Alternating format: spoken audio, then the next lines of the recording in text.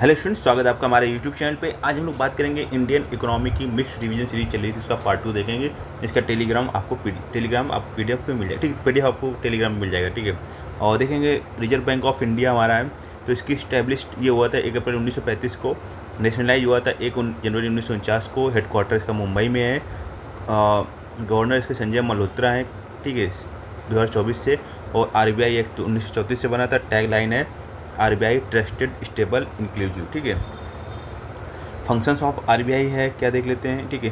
तो monetary authority, controller of credit, issuer of currency, custodian of foreign exchange, banker of to government, promotes financial stability, lender of last resort, regulates bank and NBFC, ठीक है। आगे बात करेंगे banking in India, types of bank, commercial banks, ठीक है, public sector banks PSB बोलते हैं, और public sector private sector banks, foreign banks, cooperative banks, regional rural banks RRB बोलते हैं, पेमेंट बैंक्स और स्मॉल फाइनेंस बैंक, ठीक है। तो इंपॉर्टेंट बैंक्स देख लेते हैं। तो एसबीआई लार्जेस्ट पीएसबी है, पब्लिक सेक्टर बैंक है। एचडीएफसी लार्जेस्ट प्राइवेट बैंक है। आरबीआई एपेक्स बैंक है। नाबार्ड है वो एपेक्स डेवलपमेंट बैंक है। सिडबी है एपेक्स इंडस्ट्रियल फाइनेंस इंस्टीट्यूशन है। एक्जिम बैंक है, एक्सपोर्ट इंपोर्ट बैंक है, ठीक है। तो SBI was nationalise in 1955, bank of Hindustan was establish in 1770, ठीक है। मनी एंड मॉनेटरी पॉलिसी देखेंगे तो टाइप्स ऑफ मनी देखो, M0 होती है, करेंसी विद पब्लिक होता है, ठीक है। M1 क्या होता है, M0 पर डिमांड डिपॉजिट, ठीक है।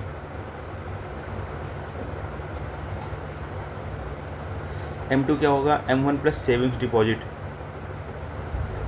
तो MS धोनी को याद रखना है, MS धोनी, ठीक है। तो महेंद्र सिंह धोनी। तो M2 ऐसे तो 2 से तो ST याद रखना है, ठीक है, स्पीड टेस्ट, ठीक है।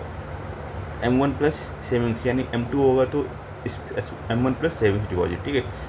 M3, ठीक है। तो T फॉर THRE3 होता है ना, तो THRE3 और T फॉर टाइम डिपॉजिट, ठीक है। तो M3 equal to M2 plus time deposits, easy समझ आ रही है। तो M0 क्या होगा, करेंसी विद पब्लिक, ठीक है, पब्लिक के पास पैसा। फिर M1 क्या होगा, ठीक है, M1 क्या होगा, M1, ठीक है, equal to M0 plus demand deposit. M2 क्या होगा, M1 2 है, 2 आ रहा है, ठीक है। MS धोनी, ठीक है, तो 2 है, ठीक है। ST देख लो, ठीक है, ST, ठीक है। तो M2 क्या हो जाएगा, M1 plus savings deposit. M3 क्या हो जाएगा, M2 प्लस टाइम डिपॉजिट, ठीक है। T फॉर 3, और इसको 3 को इंग्लिश 3 पढ़ते हैं ना, तो 3 फॉर टाइम डिपॉजिट, समझ आया। ऑब्जेक्टिव क्या होते हैं, प्राइस स्टेबिलिटी, इकोनॉमिक ग्रोथ, ठीक है, फाइनेंशियल स्टेबिलिटी, एम्प्लॉयमेंट जनरेशन, और institute monetary policy, bank rate, repo rate, reverse repo rate, cash reserve ratio, statutory liquidity ratio, open market operation, marginal standing facility MSF, ठीक है। Physical policy related to government and revenue and expenditure, ठीक है। Objective क्या है, promote economic growth, reduce inequality, control inflammation, generate employment, ठीक है। Expansion physical policy, increase in G decrease in T, ठीक है। Contractionary physical policy, decrease in G increase in T, ठीक है। यूनियन बजट देखो, taxes, non taxes revenue, capital receive, borrowings, revenue expenditure, capital expenditure, ठीक है। तो presented by finance minister किस में दिया गया है, आर्टिकल 112 में दिया गया है, ठीक है। और annual financial statement of India है। टाइप्स है annual budget, interim budget, vote on account. Budget is divided into revenue receipt, capital receipt, revenue expenditure, capital expenditure. Taxation in India, तो डायरेक्ट टैक्स और इनडायरेक्ट टैक्स। तो direct tax के अंतर्गत income tax, corporate tax, wealth tax removed हो गया, ठीक है। और सिक्योरिटीज ट्रांजेक्शन टैक्स STT बोलते हैं, ठीक है। और इनडायरेक्ट टैक्सेस के अंतर्गत कहता है goods and services tax, GST, custom duty, excise duty mostly under GST, stamp duty, services tax under GST, ठीक है। तो GST की बात करेंगे तो इम्प्लीमेंटेड ऑन 1 जुलाई 2017 CGST, SGST और IGST 5, 12, 18 और 28, ठीक है, स्लैब थे। और तो GST goods and service tax constitution व 101st अमेंडमेंट एक्ट 2016, ठीक है, इम्प्लीमेंटेड 1 जुलाई 2017। डुअल GST मॉडल, CGST और SGST, central GST, state GST, ठीक है। IGST inter state, nodal ministry of finance है। Chairman of GST council union finance का minister होते हैं। जीएसटी काउंसिल एक फर्स्ट यूनियन फाइनेंस का मिनिस्टर और state finance minister members. Decision क्या होता है, मेजोरिटी बाई 3/4 मेजोरिटी, ठीक है।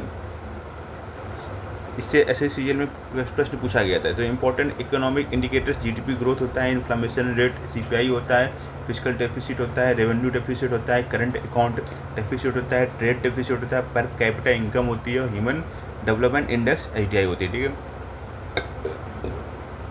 फिजिकल डेफिसिट क्या होता है, below 4.5% of GDP, FRBM act, ठीक है। इन्फ्लेमेशन टारगेट 4% से 6% के बीच में रहता है, ठीक है, प्लस माइनस 2 के। GDP growth target around 7% plus, ठीक है। Some important acts and committees, FEMA 1999 foreign exchange management act आया। एफआरबीएम एक्ट 2003 में आता है, physical responsibility and budget management act. Companies act आता है 2013 में। Sarvjeet Singh committee tax reforms के लिए 1991 बनती है। नरसिंहन समिति कमेटी बनती है बैंकिंग रिफॉर्म्स के लिए 1991 से 98। और रंगराजन कमेटी बनती है पॉवर्टी एस्टिमेशन के लिए। Highest poverty line 30 rupees per day. और सम इम्पॉर्टेंट रिवोल्यूशन देख लेते हैं। तो ग्रीन रिवोल्यूशन आया 1960 में चावल और गेहूं के लिए। वाइट रिवोल्यूशन आता है 1970 में मिल्क के लिए। ब्लू रिवोल्यूशन आता है फिश के लिए। येलो रिवोल्यूशन आता है ऑयल सीड्स के लिए। गोल्डन रिवोल्यूशन होता है हॉर्टिकल्चर के लिए, ठीक है। और ब्राउन रिवोल्यूशन होता है एग के लिए। इंपॉर्टेंट वन लाइन्स देख लेंगे। प्लानिंग कमीशन 1950 से 2014 तक लागू थी। नीति आयोग 1 जनवरी 2015 को आया। बेस ईयर फॉर जीडीपी 2011-12 है। आरबीआई स्किल्ड बैंकर्स बैंक, ठीक है, बैंकों का भाव, ठीक है। India's rank in nominal GDP 2024 5th largest. Rank in PPP GDP 2024 3rd largest, ठीक है।